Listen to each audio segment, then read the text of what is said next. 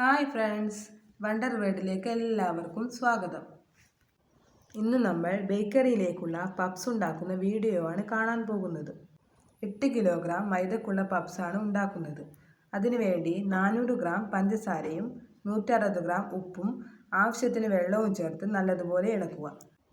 അതിൽ കുറച്ച് കസ്റ്റാർഡ് പൗഡറും ഇട്ട് നല്ലതുപോലെ മിക്സ് ചെയ്യുക. ഇതിലേക്ക് നമ്മൾ ആദ്യം എടുത്തു വെച്ച 8 കിലോഗ്രാം മൈദ ചേർത്ത് നല്ലതുപോലെ ഇളക്കുക. ആവശ്യത്തിന് വെള്ളവും ചേർക്കുക. ചപ്പാത്തി മാവിൻ്റെ പരുവത്തിലാണ് നമുക്കിത് കിട്ടേണ്ടത്. അതിനനുസരിച്ച് നമ്മൾക്കിതിൽ വെള്ളം ചേർക്കാവുന്നതാണ്.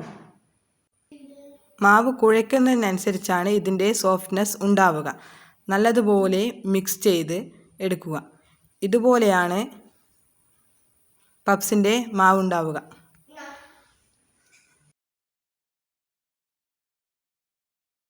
ഇതുപോലെ സോഫ്റ്റായ മാവിനെ നമ്മൾക്ക് അരമണിക്കൂർ റെസ്റ്റിന് വയ്ക്കാം. ഇനി ഇതിന് വേണ്ട മസാല ഉണ്ടാക്കുന്നത് പറയാം.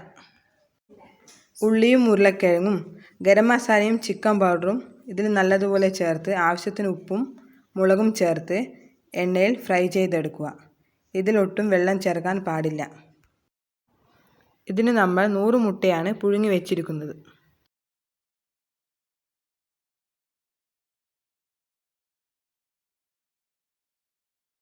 നമ്മൾ നേരത്തെ റെസ്റ്റിന് വെച്ച മാവ് ഇതുപോലെ നല്ലതുപോലെ പരത്തി വെക്കുക.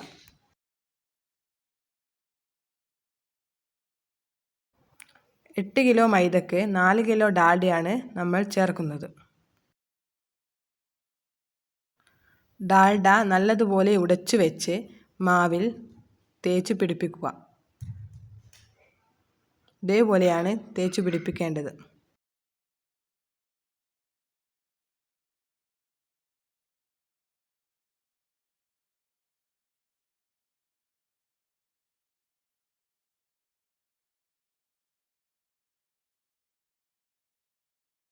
അതിനുശേഷം വീഡിയോയിൽ കാണുന്നത് പോലെ മാവ് റോൾ ചെയ്ത് 10 മിനിറ്റ് റെസ്റ്റിന് വയ്ക്കുക. വീണ്ടും റെസ്റ്റിന് വെച്ച മാവ് ചപ്പാത്തി പരത്തുന്നത് പോലെ നല്ലപോലെ പരത്തിയെടുക്കുക. അതിനുശേഷം വീണ്ടും 20 മിനിറ്റ് റെസ്റ്റിന് വയ്ക്കുക.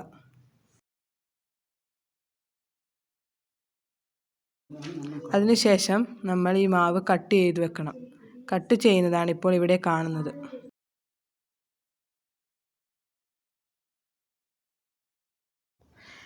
ഇതിലേക്ക് നമ്മൾ നേരത്തെ തയ്യാറാക്കി വെച്ച മസാല ഇതുപോലെ, അതിനുശേഷം അതിലേക്ക് ഓരോ മുട്ടയുടെ പകുതി വയ്ക്കുക. വെജിറ്റബിൾ പപ്സാണ് നമുക്ക് വേണ്ടതെങ്കിൽ അതിൽ മുട്ട വെക്കാതെയും നമുക്ക് തയ്യാറാക്കാവുന്നതാണ്. ശേഷം പപ്സ് ഇതുപോലെ റോൾ ചെയ്ത് വയ്ക്കുക.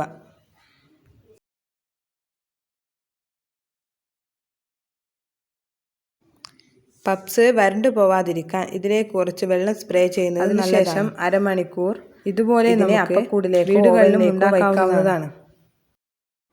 അങ്ങനെ നമ്മൾ ഈസിയായി പപ്സ് ഉണ്ടാക്കി. എല്ലാവരും ലൈക്കും ഷെയറും സബ്സ്ക്രൈബും ചെയ്യാൻ മറക്കരുതേ.